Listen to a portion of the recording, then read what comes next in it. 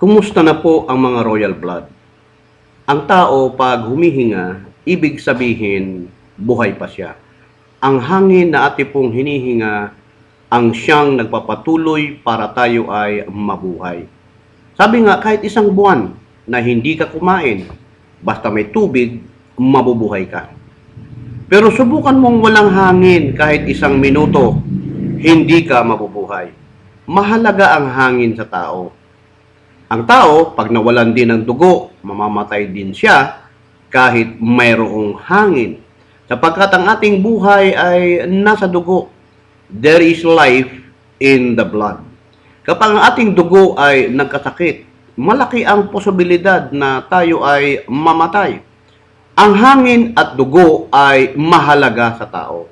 Ito ang nagpapatuloy at nagbibigay sa atin ng buhay. Kaya pahalagahan po natin ang air and blood. Ang halaman ay galing po sa butil. Ang tao galing po sa tinatawag nating germ of life. Ang germ of life ay galing po sa male, galing sa lalaki. Ang tawag natin dyan, sperm cell. Ang lalaki ang pinanggagalingan ng tao. Bago tayo naging ganito o tao, lahat po tayo sperm cell muna. Ako, dating sperm cell ako ng aking pong tatay. Kung ang tatay ko, dati ring sperm cell siya ng tatay niya. Ang lolo ng tatay ko, dating sperm cell din siya ng lolo ko. Hanggat sa kaduluduluhan, sperm cell po yon na ang pinanggagalingan ng bawat isa ay galing po sa sperm cell ni Adam. Ibig sabihin, ako ay nasa sinapupunan na ni Adam nung simula pa. Na ando na akong dati ng lalangin ng Ginoo si Adam. Hinintay lamang ang aking pong kapanahunan saka ako ipinanganak. This is a germ of life. This is a blood in a different form. Dugo po ni Adam. Iba si Adam. Hindi siya nanggaling sa sperm cell. Si Adam ay matured na agad nang lumitaw sa mundo, a full-grown person. Hindi niya kailangan mag-aral para matuto. Puno siya po ng karunungan. Hindi siya gumapang tulad ng sperm cell sa tiyan ng isang ina. Hindi siya naging sanggol para sumuso sa nanay niya. At hindi siya naging bata, hindi rin siya naging binatilyo, lumitaw siya sa planet, matured person na siya. Tulad din ni Eva, hindi rin siya nanggaling sa sperm cell. Hindi rin siya gumapang. Hindi rin siya naging bata. Hindi rin siya naging dalagita. Matured nang dumating siya na lumitaw po sa planeta. Ang pagkakaiba lamang po ni Eva kay Adam, si Eva ay galing sa tadyang ni Adam. Ibig sabihin, kahit si Eva, galing din kay Adam. O ang lahat ng tao na nabubuhay sa mundo, galing po kay Adam. Daddy Rick, si Jesus, saan ang galing? O nga, saan ba galing si Jesus? Good question. Pagdating kasi sa issue tungkol kay Jesus, maraming pagtatalo. Nagkaroon na lang po, nagkaroon po ako ng basihan ng life story ni Jesus sa Bible. Kaya Bible answer lang ang may bibigay ko. Okay, pag-usapan natin sandali si Jesus. Pinaniniwalaan na si Jesus ay ipinanganak by virgin birth. Ang teaching na ito ay sa Christian faith lang po masusumpungan. Kahit ang mga Christian denominations naniniwala din na dito, ang pagkakaiba lamang ay hindi gaanong maipaliwanag ng mga religious clergies ang tungkol sa paniniwala na conceived by the Holy Ghost si Jesus. Ang germ of life ni Jesus ay mula sa Holy Spirit. Virgin birth kasi ang paniwala, hindi si Jesus bunga ng sexual intercourse o walang namagitan na sensation.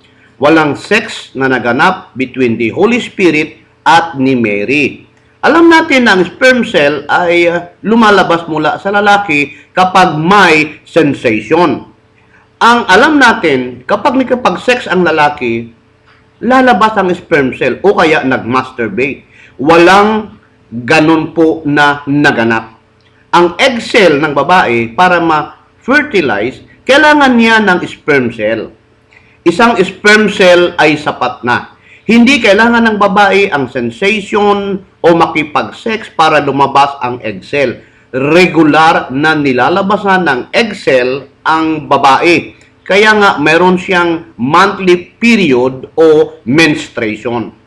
Naghihintay lamang po ang egg cell ng sperm cell buwan-buwan. Kapag walang sperm cell na dumating, ilalabas niya ito sa katawan niya sa pamagitan ng menstruation. Kung sperm cell ang pinanggalingan ni Jesus, merong egg cell din. Kung ang egg cell ay galing kay Maria, ibig sabihin, mother niya si Mary tulad ng paniniwala ng mga Katoliko. Ngunit hindi rin ganun ang paliwanag ng Katolik.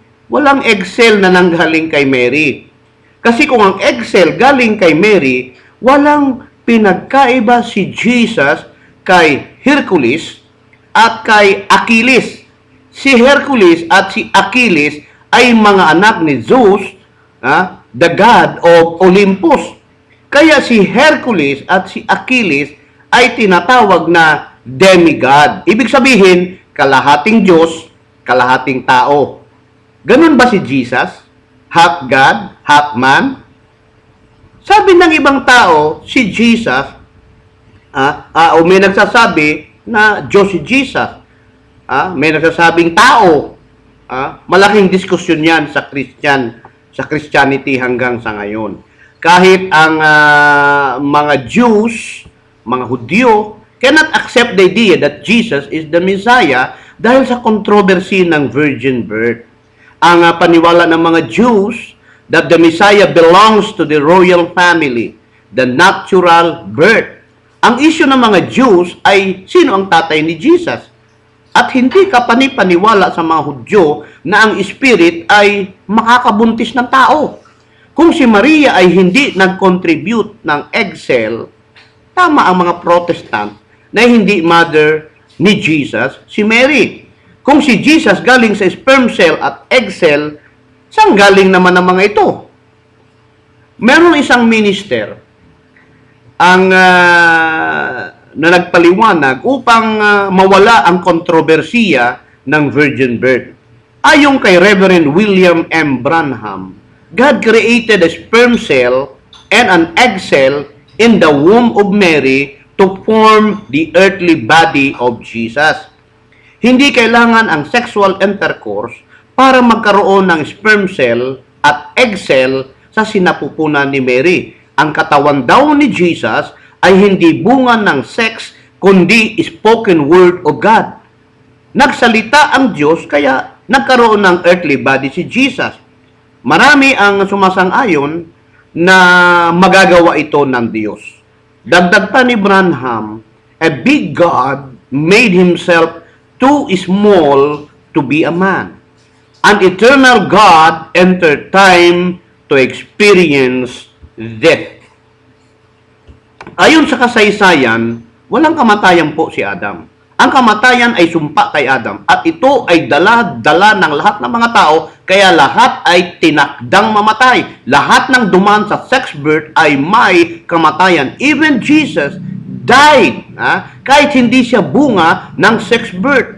Ang pagkakaiba lamang ni Jesus, nabuhay siya na mag-uli. He only experienced death, pero hindi siya nanatili sa kamatayan. Bagkus bumukas ang libingan para ilabas siya sapagkat hindi siya para sa kamatayan, kundi para sa buhay na walang hanggan. Ang sabi nga po, si Adam nagbigay ng kamatayan. Ang buhay na nasa dugo ni Adam ay limited. At meron pong katapusan. Ngunit ang pangalawang Adam, ang tinutukoy nila ay si Jesus, ang buhay na nasa kanyang dugo ay unlimited, walang katapusan, walang kamatayan. Ang malaking tanong, paano na isali ni Jesus o ng second Adam ang kanyang dugo sa tao? Nagkaroon ba ng blood transfusion? That is the big question. Si Jesus ay may tinutukoy na new birth o second birth. Ito ang kaparaanan ng pagsalin ng dugo ni Jesus sa mga tao. Ang tawag niya dito ay be born again. Sabi nga ni Apostle John, the water, the blood, and the spirit, they agree. Ang tubig, dugo, at espiritu ay nagkakasundo. Lahat po sila ay source of life. Kailangan ng tao ang tubig, ang dugo, ang espiritu para mabuhay.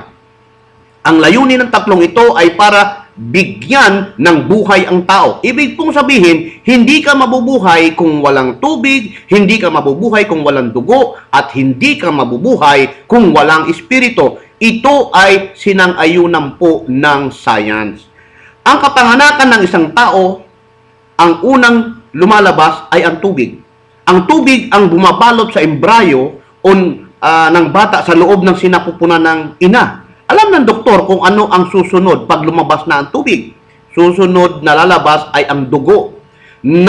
Simula ng duguin ang isang ina sapagkat magsisimula ng lumabas ang bata. Kaya pag dinugo na ang mother, kailangan abangan na ang bata sapagkat ito na ang lalabas.